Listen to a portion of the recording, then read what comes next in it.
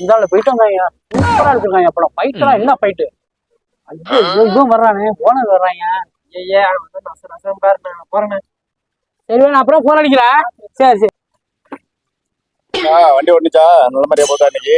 எங்கன்னா 4 சவாரி தான் ஓடுச்சு, அதுவும் 30 ரூபா சவாரி. ஒரு டீ வடங்கி சாப்பிட்டேன், 20 ரூபா போயிட்டு 100 ரூபாய்க்கு பெட்ரோல் போட்டேன், முடிஞ்சு. அவ்வளோ ஒன்றும் சவாரி ஓட்டமே இல்லை, நான் சும்மா உட்காந்துருக்கேன்.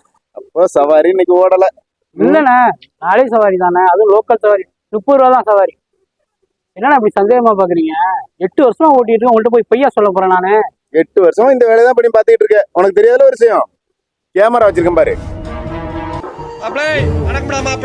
மொத்தம் 13 சவாரி இன்னைக்கு ஓடினது.